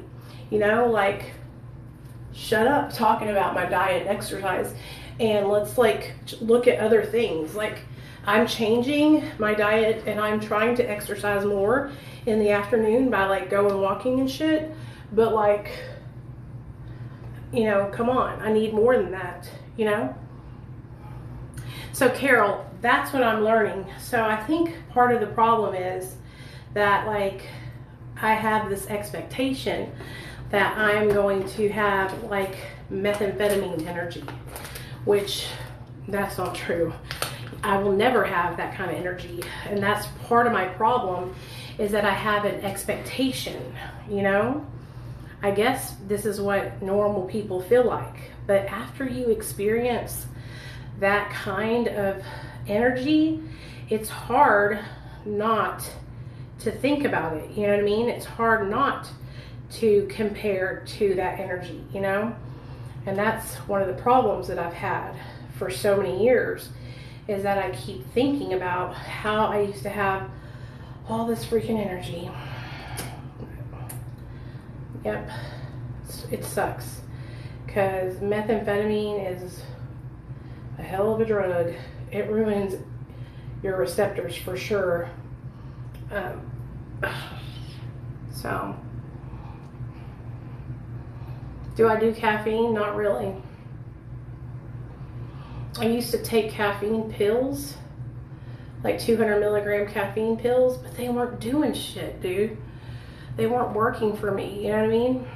It's so discouraging, you guys. Like, I honestly think that there's something more wrong with my thyroid, I cannot wait to get a panel and all that stuff done. It costs a lot of money to get these tests ran too, because they're expensive labs, but it's worth it. Like, it's worth it to find out what's really going on with me. You know what I mean? And there might not be anything wrong with me. And then if I find that out, and I can't, you know, get anything done, then I totally understand. But ooh, this feels so good, you guys. This mask has a lot of really good collagen and stuff on it. Like, I would definitely recommend this mask. I can't get that part to pull over my nose, so I'm just going to leave it because I don't want it to. I hope they grow back, honey. I really do. It's this mask, you guys. Collagen and lithosporum essence mask. So, super awesome. I like it a lot. It says to leave it on for 20 to 30 minutes, so that's what we're going to do. Okay. I look so crazy, don't I? I got it from Marshall's. It has a little Asian lady on the front of it, so I don't know that the brand is. Smells good too. I hope they grow back. I really do. Hey, guess who? I guess you're sent from over there, huh? Honey, if you don't like my stories, you don't have to be here, okay? But we tell the truth, the whole truth, and nothing but the truth, so help us God. We talk about the war stories. We talk about drugs and alcohol. We talk about recovery. Guess who? I guess you hadn't been around here for my 20 million recovery support group meetings that we do every night at 7:30. I guess you just came over here and decided to assume things without properly investigating, huh? I have over 2,000 videos on this account, and you can go through them by the category, or you can just go through all of them. But we do recovery support group meetings every single night at 7:30 p.m. Central Standard Time, where we help each other learn about recovery and coping skills. We also tell the real stories about what happens with drug addiction and drug use, because instead of hiding the truth, people need to understand the real truth. So yes, I tell stories about the first time I injected methamphetamine, because I need people to understand how addictive methamphetamine is. If you can't handle a channel where they don't sugarcoat, this might not be the place for you. I just told my whole story from beginning to end of how I finally found recovery and all the hardships that I went through. Okay? So if you don't like it, then just don't watch it, sweetie. But I'm not changing a thing. So, if you don't like it, kick rocks. Simple as that. I mean, what do you think the point of... you can find my stories on Real Talk Recovery on YouTube. How many of you guys enjoy my stories? If you enjoy my stories, put a 1 in the chat.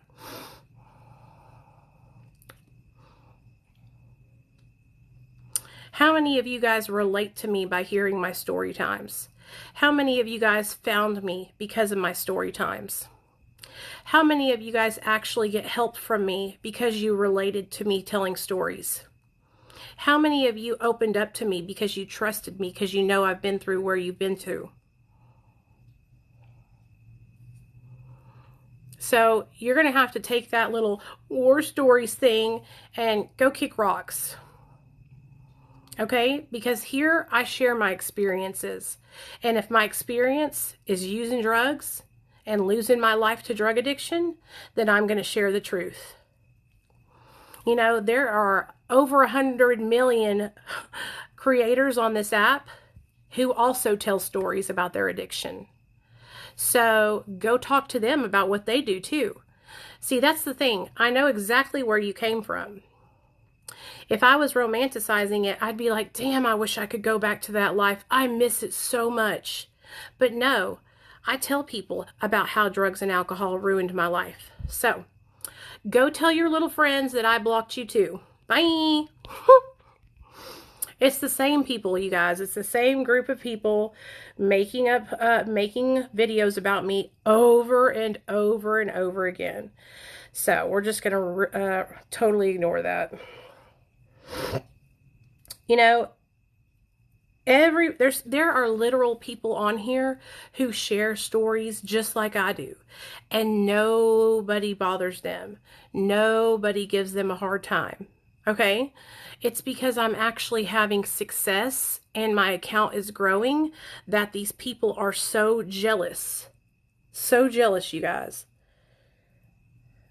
You know, if you can't handle it, then just leave. It's not for you, and that's okay. Like, here's the thing, and I'm not talking to my people who support me, but if you're somebody who's like trying to come over here to get me to change the way I do things, save your breath. I've been doing this long enough to know exactly what works and what doesn't. So save your breath. You're wasting it on somebody who is not going to listen to a damn thing you have to say. You know, I know what works. I know how I connect with my audience. I know what my viewers like. And so here's the thing. I tried to stop telling stories. And you know what happened? People don't want, they ask me to tell the stories. They ask me to share my experience, you know? And here's the thing, you guys, like these people are trying to say like, no, I'm not tempted at all. Now, I do have times where I have a hard time or I have a bad day and I get depressed, but I have changed my life so much that I don't want to get high anymore. And I also work, you know, for a doctor, and that helps me too because I have a great job that I enjoy doing that makes me happy and I'm able to help people, you know, so that's another reason why I don't struggle with like wanting to get high anymore.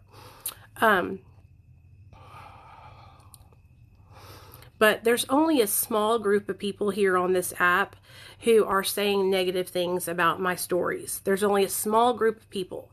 Okay, out of the whole recovery community, there is like 10 people who have a problem with me sharing my stories.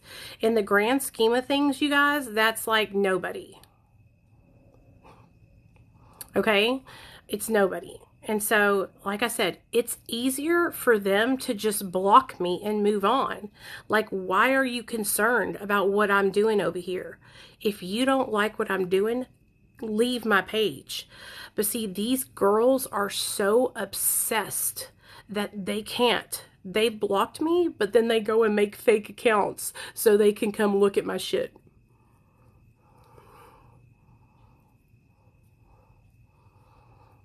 And then they make videos that get like, I'm not even going to talk about it. It's hilarious. It's hilarious. I got sent a couple videos today of one girl calling me a narcissist. That's the newest one. I'm a narcissist, everybody. Did you hear it?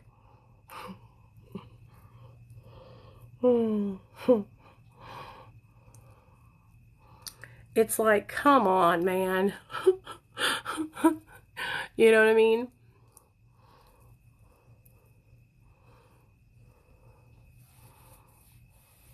You're right, right.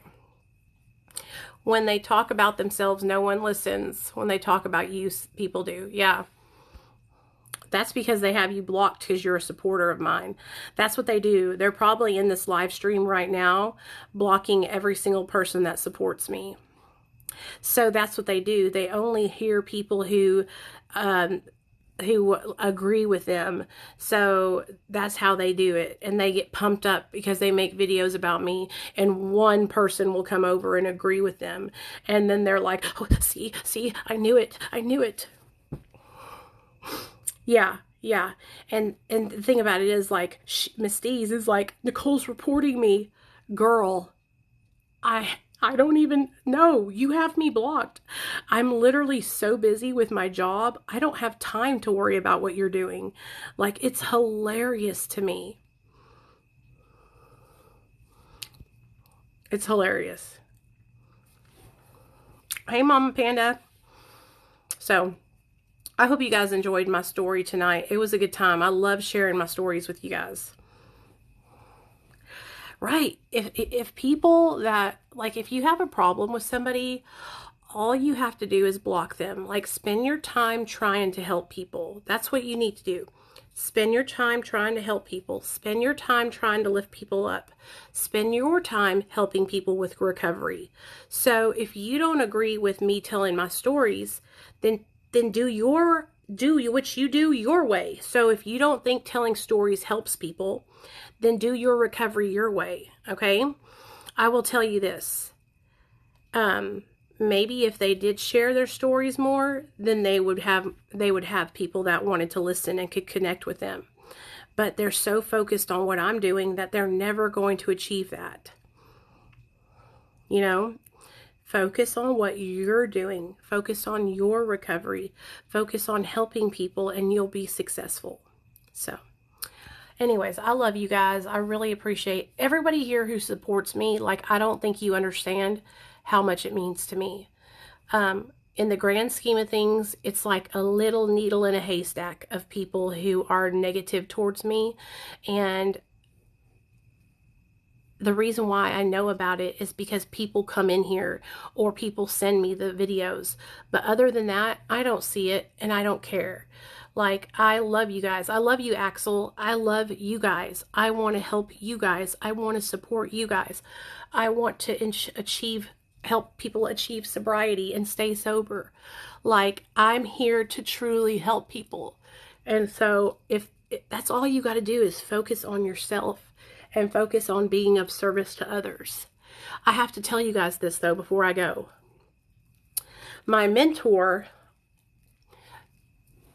she sent me this job opportunity, and I'm going to see if the people actually want to work with me. But I might have another job opportunity in the recovery field. And so you see what I'm saying? Like, I'm just trying to be better. I'm just trying to come up and be better, so that way I can help more and more people. I don't even know, like, how could you say I'm a narcissist? Like, isn't a narcissist a person who doesn't care about anybody but themselves and, like, hurts people? You know, like, somebody like me who is doing what I do for free and offering help and suggestions to people for nothing. Like, isn't that the opposite of what a narcissist is? I don't know, because I don't care, but, like, that's the strangest thing to me, to, like, accuse me of being a narcissist. You know what I mean? Like, man, Onyx, move. That's the weirdest thing to say about somebody. But I'm about to get ready to go to bed. I hope all you beautiful people have a great night. I will return tomorrow evening at 7:30 p.m. Central Standard Time for our support group meeting. Now, on Thursday night, Tracy's going to join me, okay? And we're going to do a mom cast, and it's all about helping moms who are in recovery, okay? Or struggling with addiction. So I hope you guys will join us for that. Don't forget to follow my backup account, which is Real Talk Recover 77. Okay? All right. Love you guys. Good night.